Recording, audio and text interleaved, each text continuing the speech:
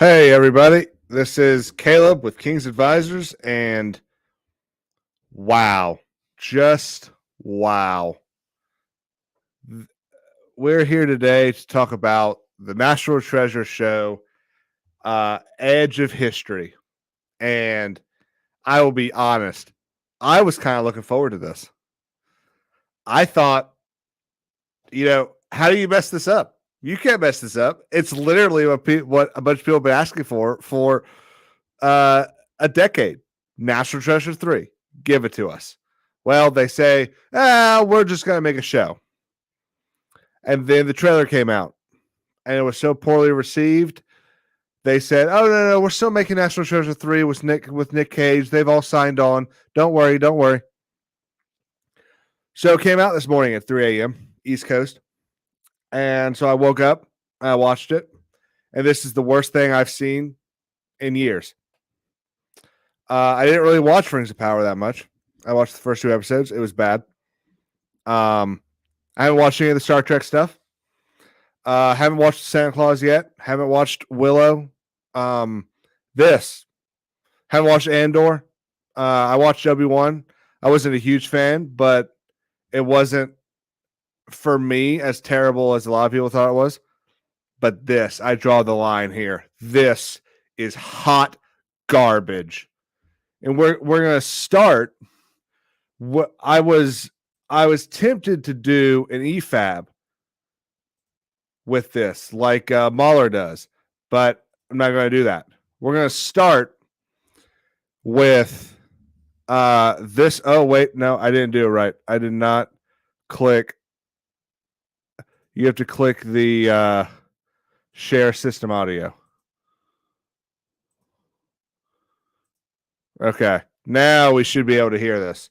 Okay, let me lower the volume on my speakers so that there's no double feedback. This is Special Agent Sandusky from the first movie and the second movie. In 2001, recording something for somebody. You find out who the somebody is later. I'm not going to go through everything. I'm not going to do a play-by-play. There's just a couple of things.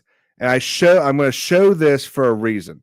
And it's because there are a lot of people that don't understand why it is a problem when people see certain things in trailers or in TV shows. So I want to make sure that I don't show too much so that we don't get kicked off. Mostly because I don't know what that looks like on StreamYard, so I won't know if it happens. And I'll just sit here talking like an idiot. Okay, here we go. After all, Cortez and his army. Wait, let me pause that.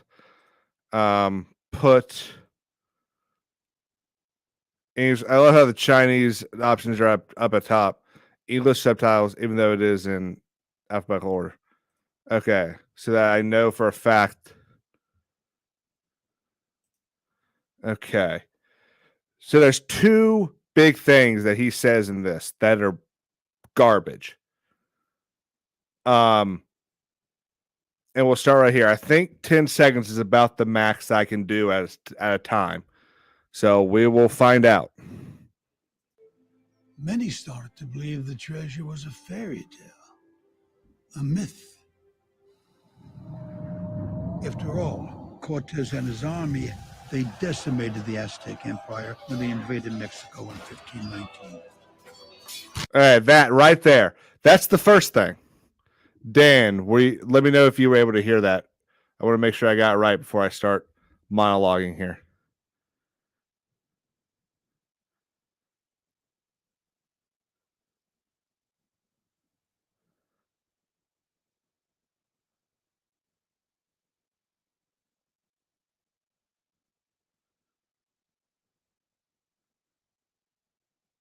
Yes. Okay. Excellent. Yeah. See, there's a little bit of a delay. Okay. So this is the big thing. He says, and let me see if I can go back and pull up the actual subtitle, that Cortez and the Spanish decimated the Aztec Empire when they invaded Mexico in 1519. It is true that shortly after Cortez and the conquistadors got to Mexico, the Aztec Empire fell. It was not, however, Cortez and the Spaniards that defeated the Aztecs. It was Cortez that managed to rally all of the surrounding tribes who had been being murdered, raped, and sacrificed for the last, 1,000 years by the Aztec Empire that were sick of it. That's why they were able to defeat the Aztecs, because Cortez rallied them all together and said, hey, this is a really bad thing the Aztecs have been doing to y'all. Why don't we all get together and fight back? That is why the Aztec Empire fell. Not because a bunch of Spaniards came in with a mass army. I will go back. I will double check numbers that I give between now and next week when I review the third episode. But if I recall my history class correctly, there were 200 Spaniards here. This was not an army. This was not a Spanish army. 200 Spaniards versus an entire Aztec empire. The reason they were able to decimate them was because of the other tribes. That's my first issue with this. My second issue is, while all this is happening, and this is why you'll see. Okay, so all this is happening. This is still Sandusky talking.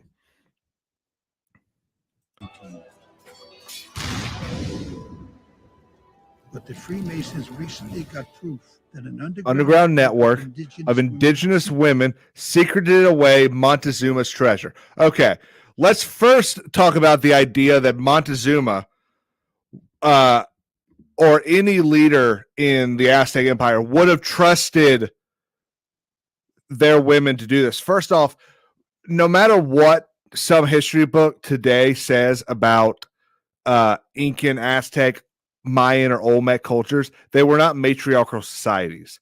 They were still very patriarchal societies. And it is unlikely that a group of them would have been able to do this. And what I find really interesting here is Sandusky says indigenous women. Were they not Incan? Okay. Oh, sorry. So were they not Aztecs? They weren't just Aztec women. Why were they indigenous women? Well, because every word is chosen for a reason. Indigenous was chosen so that they could include all three of the main tribes in Mexico: the Mayans, the Incans, and the Aztecs. So, of indigenous women secreted away Montezuma's treasure. Secreted away Montezuma's treasure that have been amassed in the surrounding empires. And of course, big frontal picture of a woman right here, as if telling us they were indigenous women isn't enough for us to believe they're women.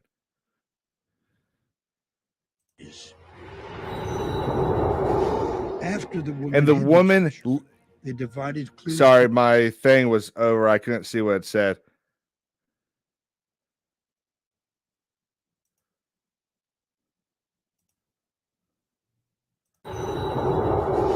After the woman hid and the woman hid the treasure.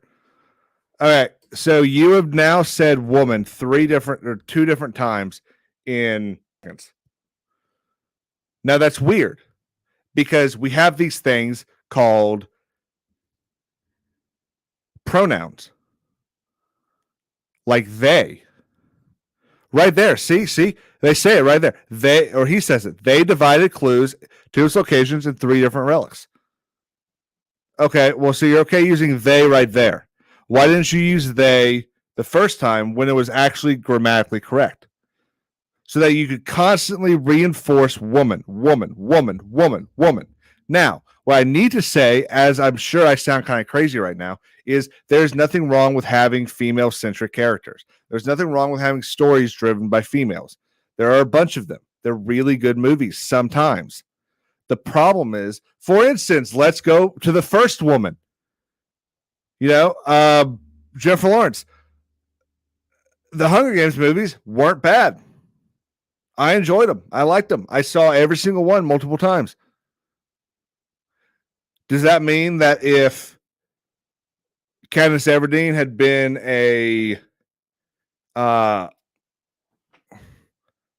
had been completely different from how she's described in the book, that it would have been a bad movie? No.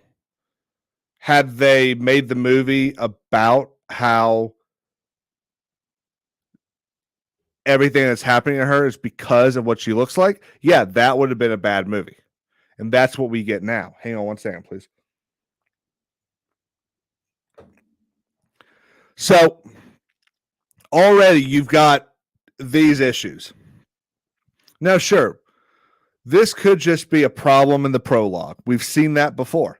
We've seen prologues that just kind of sit there and try to do all this stuff, make us feel bad about the female character. We kind of saw that in House of the Dragon. You had these first couple scenes at the beginning of House of the Dragon that kind of made us think, this is going where we thought it was going to go. This is going to be all about how women are pushed down, how it's a patriarchal society, and how men are evil. And that's not what we got. So I was giving this the benefit of the doubt. I thought, you know what? Maybe it'll be good. So here we have, if you see these 3 blocks, and I think this will be one of the last scenes I actually show. But if you see these 3 blocks, these are going to be the clues to the treasure. And you have one for the Mayan, one for the Inca, and one for the Aztecs. Now, I should have pulled this up before I started this, but if I remember correctly, the 3 of those empires did not exist at the same time. The Inca destroyed the Mayan, and the Aztec destroyed the Inca. It might be vice versa, but the Aztec was the last. And it makes no sense that at the height of the Aztec Empire, when it's being destroyed by the other tribes in the area and some Spanish, that the Aztec women who have taken Montezuma's treasure to hide it from the Spaniards are using stuff from the other tribes they've conquered. That makes no sense. The other thing you have to remember is the Aztecs did not think gold was popular. They did not understand why the Spaniards were infatuated with it, because they just wore it. They wore it like normal clothing. They put it on their buildings. They sacrificed people with it. They did so much stuff with gold because they had so much of it that it wasn't worth anything to them. So they even gave it away. They would give it to the Spaniards to trade with, because the Spaniards clearly wanted it and they didn't value it. So it just makes no sense that they would have thought this is some massive treasure. Now, I don't really have anything to say about the rest. I have a couple things to say about the rest. I want to. All right, this is no, not quite there. Okay, here's a picture of the group. Okay, these are going to be the main characters. Very diverse cast. Really, I genuinely don't have, and I don't think there's a problem with the diversity of this cast. I think, look, diversity in of itself is not a bad thing. As long as you are not giving people roles simply because to check a box. I'd love to have their names. I don't have their names. If the African American actress here earned the role because she's a good actress, give her the role. She deserves it. If Disney is trying to check a box, there's a problem there. And I don't think enough people are talking about it. That's a problem. There's a problem when you have roles given away simply because of what someone looks like. You know, we spent the last 10 years hearing about why that was a problem in the 50s. Yet they're doing it just the opposite way now. I actually like the I think her name's Jessica, the lead actress. I actually like her. I think she's doing a okay job. You know, she doesn't have the best script in the world. I think part of the problem with that is there's like 4 different writers. Or actually, I think there were 8 writers for this show. I just don't understand that. I don't know if Hollywood's just gotten lazy or if they just put everyone that contributes, you know, pen and papers to the writing room under the writers list on IMDb. But it's a problem. There's too many cooks in the kitchen. So you've got these 2 people that are dating, these 2 people that like each other, but have never actually said it and won't commit to each other, yada yada, tale as old as time. And then you have what I didn't know until I started reading articles about this 2 hours ago.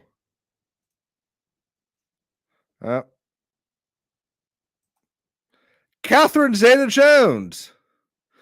Catherine Zeta-Jones plays the bad guy in this show. Now, I like Catherine Zeta-Jones. I like Michael Douglas. I like Sean Connery. It's very disappointing to see Catherine Zeta-Jones in this crap. To go from, I don't know where her last thing is, but I don't know. I'm highly disappointed. This isn't the kind of thing I would have thought she'd be in. So as the story progresses, we find out that she's working as a front desk clerk at a storage unit place. And now she has to come here and help clean out or figure out who the owner of this storage locker is. Very Storage Wars-esque. And we find out that it's actually, geez, my clicking is really off on this. It's actually Mr. Sandusky. There we go. Mr. Sandusky, Special Agent FBI Sandusky, the same man that arrested Benjamin Gates for stealing the Declaration of Independence. That's who we've got. And instead of having a really cool moment here, he's a dementia-riddled crazy guy. There's no feeling of the Sandusky that we had in the first movie or even the second movie. The other issue I have so far is we are 18 and a half minutes into this show, and every single person, with the exception of the 2 lead actresses, have been idiots.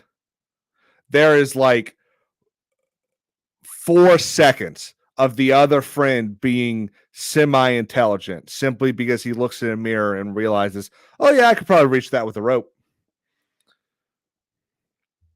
That's back at the beginning. So he tries to give her this clue, and she says no, and he says something about, I know who your father is, yada yada yada. And we got Catherine Zeta-Jones on an airplane with the Sword of Cortez, which is kind of cool. That'd be a pretty dope sword to have.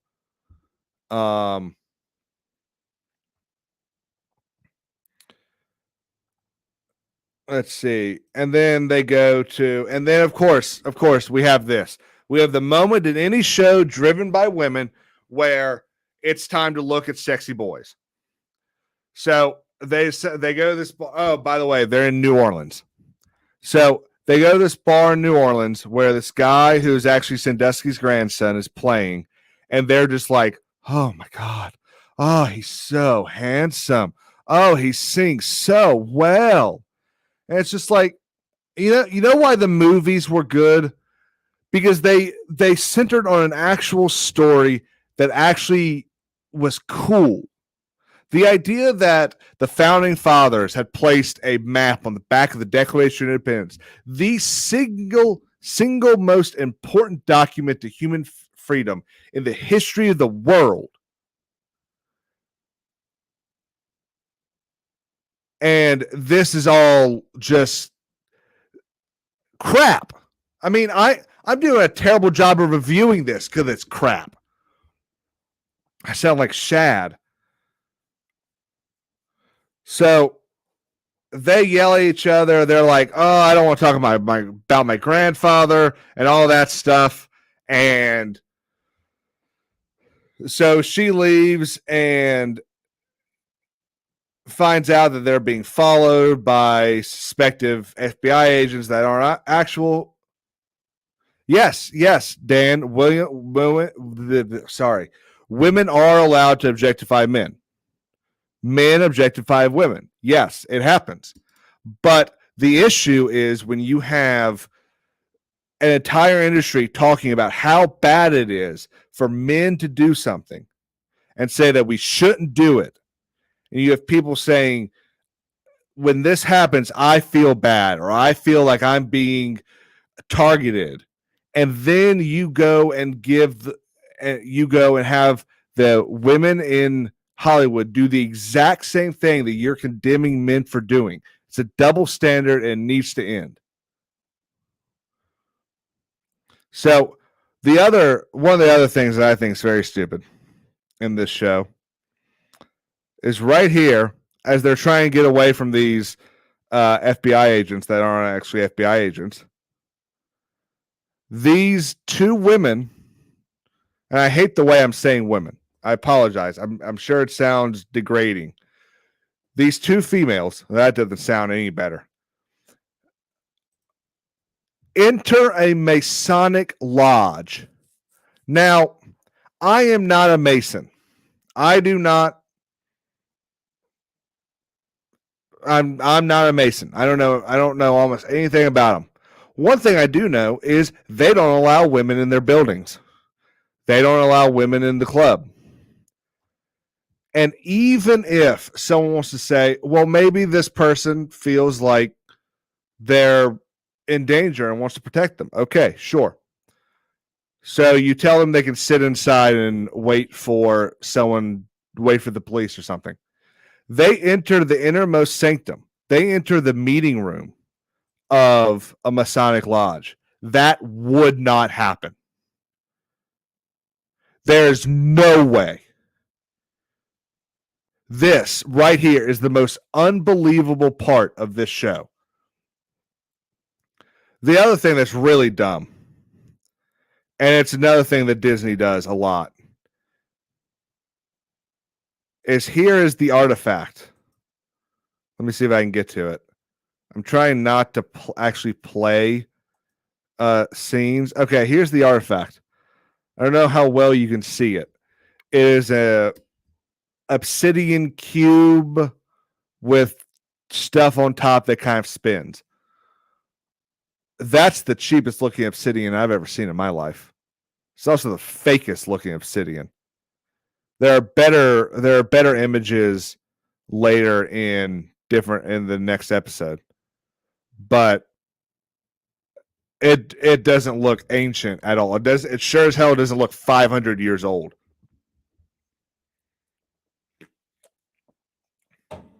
So I'm kind of done going at the show in particular. What I want to do now is kind of compare and contrast. So for anyone that remembers, and I'm sure a lot of people remember because it was actually a very popular movie, National Treasure had Benjamin Gates, played by Nicolas Cage, Riley Poole, played by a guy I can never remember his name, even though he's in some of my favorite movies, And I don't even remember who Diana Argon plays. What is her name?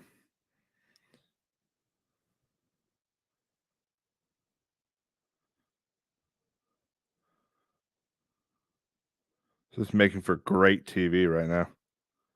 Sorry, Diana Kruger plays Abigail Chase. Justin Bartha played Riley Poole. So you start off with Nicolas Cage and Sean Bean, the great Sean Bean, coming off of Lord of the Rings. So very popular. And Nicolas Cage, also very popular. So you've got these two great actors that you see in this first scene, and they're digging through the Arctic, and they find the Charlotte. Great American ship right there. They're going after this great treasure that the founding fathers hid away from the British. Then we find out exactly what it is. And in fact, you know what? I think I can get away with doing this. All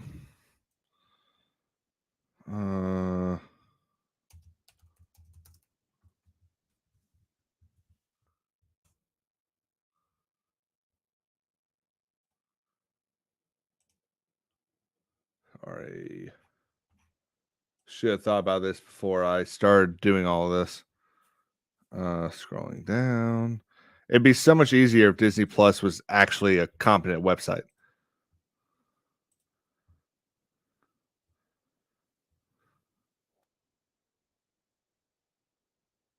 And look at that. I just got a notification from Disney Plus on my phone telling me, hey, the hunt is on for the show.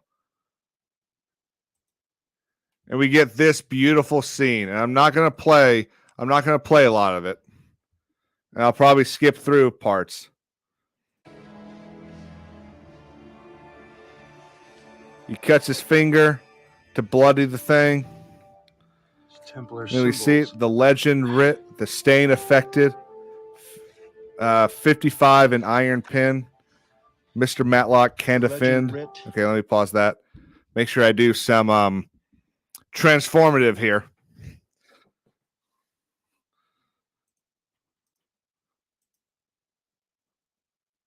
The stain affected.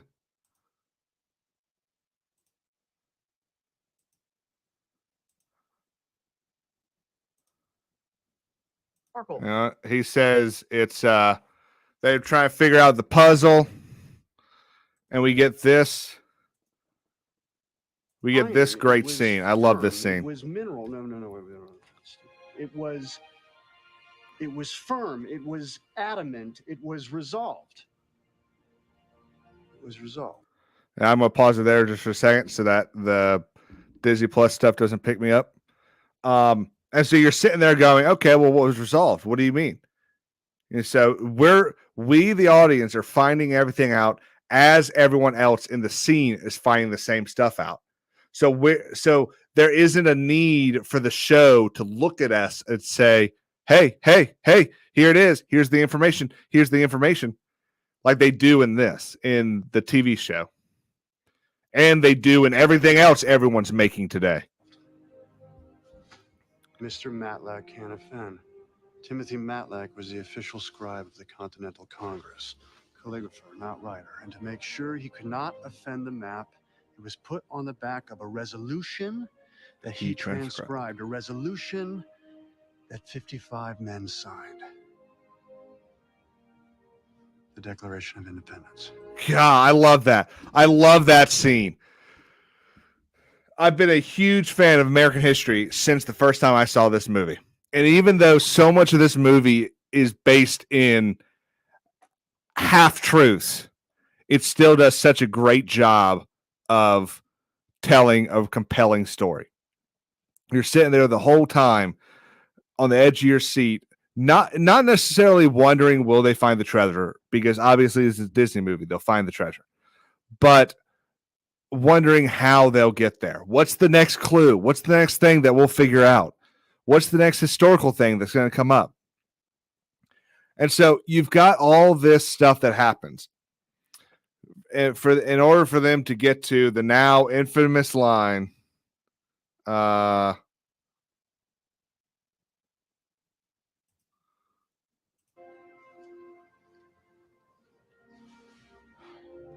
gonna steal it. I need to clip that. I need to clip that and make that into a thing. But yeah, so we're sitting here.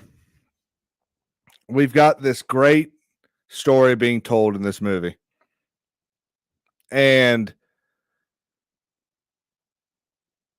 in the show, we don't feel this compelled. So this is 28 minutes and 3 seconds into the movie. And in the same amount of time on the show,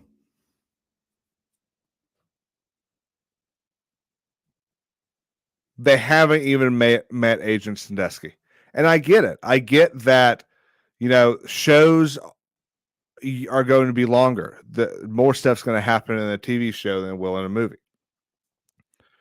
But we need to stop having this idea that movies or TV shows get to have like a bad first season, or they get to have a 3-episode arc at the beginning that's supposed to actually pay off on the 4th episode. That first episode should draw you in. The first thing you see of that TV show should be the thing that makes you decide to watch it. I shouldn't have to watch 4 episodes of a TV show before either stuff starts paying off, or B, I actually start to care about the show. That's how this National Treasure show feels. It feels very messy. It feels like every other Disney trope that they've brought out in Willow and not Andor, because Andor, from what I've read, actually did a pretty good job of telling the story. But let's see, you've got Willow, you've got Rings of Power, you've got I can't even remember. Apparently they've ruined Santa Claus. She-Hulk, thank you. I can't remember what the other terrible show was this year. So you've got She-Hulk, which apparently has just been permanently canceled. Praise the Lord. She-Hulk, Miss Marvel, Moon Knight, the Santa Clauses, Willow, National Treasure. You got all these TV shows, with the exception of Santa Claus for a bit, that are female-led, that spend an enormous amount of time showing, like parading the fact that A, they're women, and B, some of them are not white. And as if that actually matters. It's not important. The race of a person's skin is not an important factor when it comes to a successful TV show. And the fact that Hollywood and Disney in general continues to push this narrative that race and sexuality matter in a TV show, and we need to constantly have more inclusion and more diversity and more anti-white, anti-male, anti-straight, anything we've had for the last successful 100 years of Hollywood is ridiculous. Oh God, I felt like Az there for a second. Here, I need to drink some water. What's the chat saying? Nothing. So that's just where I'm at. I'm sick of this. I think they had a home run here. They had an easy home run, and they've ruined it. I'm sitting here now looking at the front page of Disney Plus, and they've got this Night of the Museum, Kamun Ra rises again. And I have no idea who Kamun Ra is. Logically, I would say it should be some Egyptian thing because of the previous storylines in the Night of the Museum shows. But I would not be shocked if it was an Incan guy. Oh no, it's the bad guy from the first one. Okay, never mind. Take that back. I kind of figured, seeing as how Disney has now had 2 shows where they try to fix the Inca and Aztec bloody history, they would do it again on this. But yeah, look, Disney. Disney needs to stop trying to rewrite history. The Aztecs were not good people. They were bad people. Should they have been slaughtered? Better men than me are going to have to answer that question. But I think constantly trying to play PR for a race of people that, or for an empire that sacrificed 10,000 people in one day is not a good idea. And they should really stop doing it. Now, yeah, I'm going to keep watching the show. I'm going to Riley is supposed to show up in it, and maybe that'll be funny. You know, he was kind of the comic relief in the show, in the movies, so maybe that'll be funny. Maybe I'll enjoy it. You know, there's always the possibility that it gets better. Do I think it's going to get better? Not one bit. I think this will be the worst thing I watch all year. And I watched 5 episodes of The Rings of Power and 7 episodes of She-Hulk. I think it's going to be terrible. I'm just the other thing, and I'll add this for a second. Okay, so the guy back here, this guy right here, is supposed to be Sandusky's grandson. Now, let me ask y'all, does he look like Sandusky, or does he look like where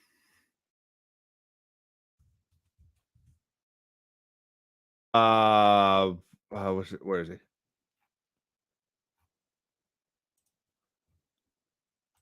Does he look like Sandusky, or does he look like this guy? I have to change the screen. Share screen.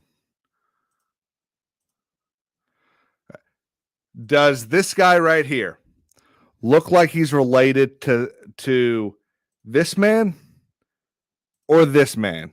He looks like a spitting image of this guy. So they've already ruined that casting.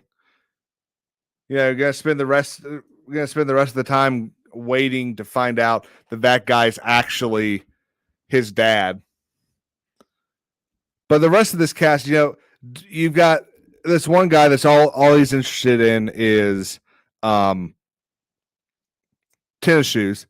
The other dude constantly belittles the two women, and it's just a Disney version of what they call toxic masculinity, and spends the whole time speaking in a way that I think you're supposed to assume he's either practicing law or is going to law school or something, but there's nothing to tell us anything about him other than, oh, they like each other, but they haven't done anything about it.